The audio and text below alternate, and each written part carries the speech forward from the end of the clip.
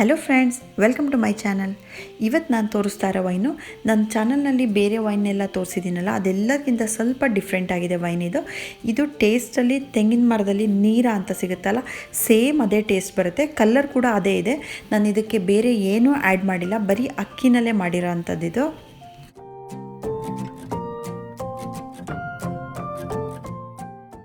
ಈ rice wine ಮಾಡೋದಕ್ಕೆ ಒಂದು ಗಾಜಿನ ಬಾಟ್ಲಿ ಇಟ್ಕೊಂಡಿದ್ದೀನಿ. 1/4 kg ಅಕ್ಕಿ ತೊಗೊಂಡಿದ್ದೀನಿ. ಅಕ್ಕಿನ 2 ಸಲ ಚೆನ್ನಾಗಿ ತೊಳ್ಕೊಬೇಕು. ಫಸ್ಟ್ ಇವಾಗ ನಾನು ಬಾಟ್ಲಿಗೆ ಚೆನ್ನಾಗಿ ತೊಳೆದಿರೋ ಅಕ್ಕಿನ ಹಾಕ್ತಾಯಿದ್ದೀನಿ. ಇದಕ್ಕೆ ರೈಸ್ನ ನೀವು ಯಾವ್ದು ಬೇಕಾದರೂ ತೊಗೋಬೋದು. ನಾನು ಡೈಲಿ ಯೂಸ್ ಮಾಡೋವಂಥ ರಾಜ್ಮುಡಿ ಅಕ್ಕಿನೇ ತೊಗೊಂಡಿದ್ದೀನಿ. 1/2 kg ಸಕ್ಕರೆ ತೊಗೊಂಡಿದ್ದೀನಿ.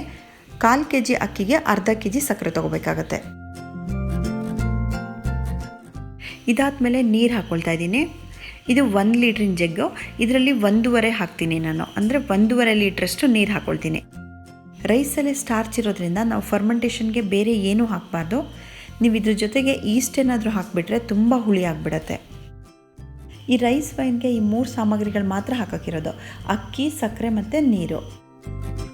ಈ 3 ಸಾಮಗ್ರಿಗಳು ಹಾಕಾದ್ಮೇಲೆ ಚೆನ್ನಾಗಿ ಮಿಕ್ಸ್ ಮಾಡಬೇಕು.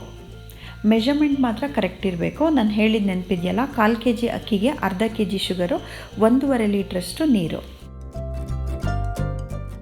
ಚೆನ್ನಾಗಿ ಮಿಕ್ಸ್ ಮಾಡಿದ ಮೇಲೆ ಗಾಳಿ ಆಡದೇ ಇರೋ ಥರ ಕ್ಲೋಸ್ ಮಾಡಿ ಇಡಬೇಕು.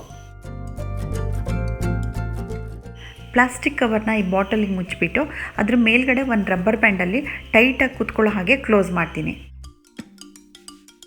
ಈ ಕವರ್ ಮೇಲೆ ಈ ಬಾಟಲ್ದು ಮುಚ್ಚಳ ಹಾಕಿಬಿಟ್ಟು ಕ್ಲೋಸ್ ಮಾಡಿಡ್ತೀನಿ.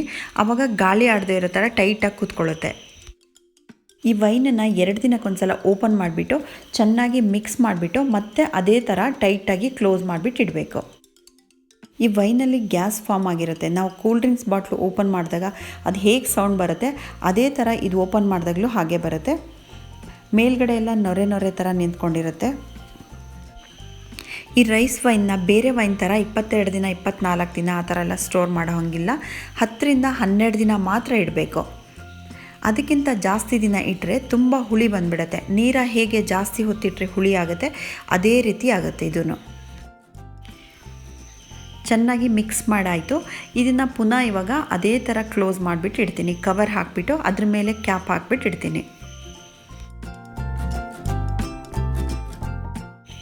ಈ ವೈನ್ನ ಹಾಕಿ ಇವಾಗ 10 ದಿನ ಆಗಿದೆ. ಓಪನ್ ಮಾಡ್ತೀನಿ ಇವಾಗ.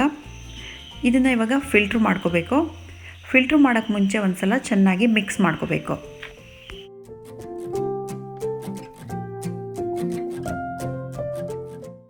ಒಂದು ತೆಳುವಾಗಿರೋ ಕಾಟನ್ ಕ್ಲಾತ್ ತಗೊಂಡು ಇದನ್ನು ಸೋಸ್ಕೋಬೇಕು.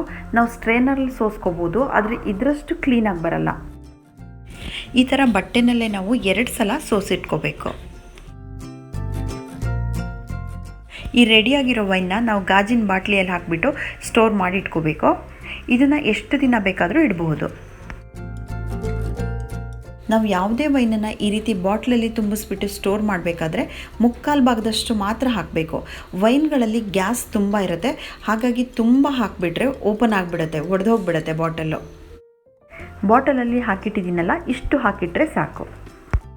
ಸೊ ಫ್ರೆಂಡ್ಸ್, ನೋಡಿದ್ರಲ್ಲ 10 ದಿನದಲ್ಲಿ ಎಷ್ಟು ಫಾಸ್ಟಾಗಿ ಈ ರೈಸ್ ವೈನ್ ರೆಡಿ ಆಗುತ್ತೆ ಅಂತ. Thank you for watching.